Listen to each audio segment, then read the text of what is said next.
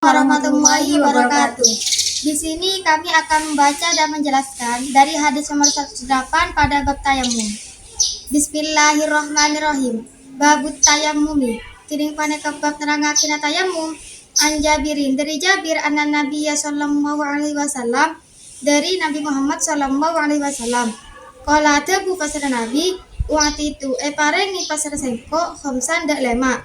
Lam yu'tahunna ta parengi guna de khamsan ahadun pasar hitung orang qabli sebelum sengko nusir tu tak pasar sengko birrubi kalaben rasa takut masih roti syahrin jarak 1 bulan wajuilat ban etetiaki lide aku al ardu kona bumi masjidan dan teti masjid watahuron ban tempat as-suci fa ayyuma rajulin maka kak dima orang lake ada rokat subuh nyapo buda orang laki as-sholatu para pesolat fali sholli maka as-sholat pasir sampian pada karo benutur pasir orang laki al-hadita de hadis wafi haditi Hudzaifah ban dalam hadits Hudzaifah radhiya muka apareng ridho Allah pasir Allah anhu dari Hudzaifah ida muslimin mungku imam muslim wajuilat ban etitiyaki turbatuha konapatan bumi lanada kita tahuron de alat as-suci di dalam najib dileta nemu pasera kita alma ada ain wa an aliin bandari ali indah mada ungku Imam Ahmad wajuila ban etetiaki aturabu konapa abu lidak kaulah tahuron de alat as-suci. Terjemah hadis diriwayatkan oleh Jabir R.A. bahwa Nabi Muhammad SAW bersabda, "Aku telah diberikan 5 hal yang tidak diberikan kepada orang pun sebelumku. Aku ditolong dengan ditimbulkan ketakutan selama perjalanan 1 bulan. Dijadikan tanah untukku sebagai masjid dan sesuatu yang menyucikan, karena siapapun yang bertemu dengan waktu sholat, hendaklah ia sholat." Dalam hadis Hudzaifah, R.A. Muslim meriwayatkan, dijadikan debu itu untuk kami sebagai sesuatu yang menyucikan jika kami tidak mendapatkan air. Ahmad juga meriwayatkan hadis dari Ali R.A. dijadikan debu itu untuk sebagai sesuatu yang menyucikan. Hal-hal terpenting hadis yang pertama, keutamaan hadis Nabi Muhammad SAW di atas para nabi yang lain, keistimewaannya yang banyak disusun dalam beberapa buku. Buku yang paling bercakup adalah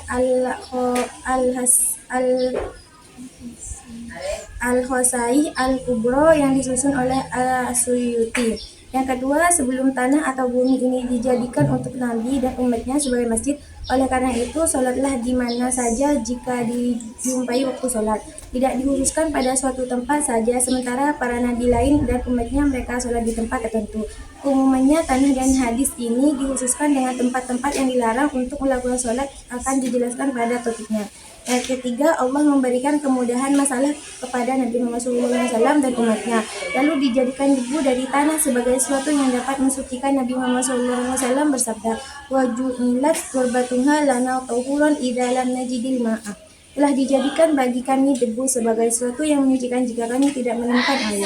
Menemukan air selama 10 tahun, sementara umat-umat yang dahulu tidak bersuci kecuali dengan air. Tayamum dan sholat di ini semua tanah adalah keistimewaan yang diberikan Allah kepada umat ini untuk meringankan dan sebagai kasih sayang Allah dan merupakan keutamaan dan karunia. Yang keempat, pada dasarnya tanah itu suci, maka boleh melaksanakan sholat di atas serta bertayamum dengannya. Yang kelima, semua tanah itu bisa digunakan untuk bertayamum, baik berupa pasir yang mengandung batu ataupun yang mengandung garam yang kering ataupun yang basah.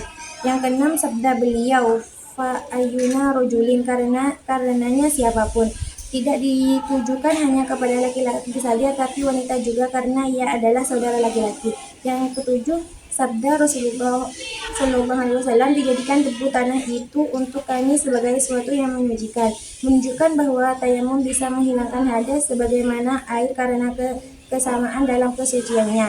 Ini adalah pendapat Imam Hanafi. Adapun pendapat yang populer dari kalangan berikut mazhab Hanafi, Maliki, dan Syafi'i adalah bahwa debu tayamum hanya untuk memperbolehkan sholat dan tidak bisa menghilangkan hadas. Tapi ini pendapat yang lemah karena bertayamum merupakan pengganti air, maka hukumnya pun seperti seperti hukum air. Yang kedelapan, pendapat yang populer dari Imam Ahmad bahwa tayamum itu menghilangkan najis di badan riwayat yang lain mengatakan tayamum tidak untuk menghilangkan najis karena ayat yang memerintahkan tayamum untuk menghilangkan hadas bukan najis. Ini adalah pendapat imam mazhab yang tiga, Hanafi, Maliki, Syafi'i, juga pendapat yang dipilih oleh Syekhul Islam Ibnu Taimiyah. Ini pendapat yang benar. Cukup sekian presentasi dari kami, kurang lebihnya mohon maaf. Wassalamualaikum warahmatullahi wabarakatuh.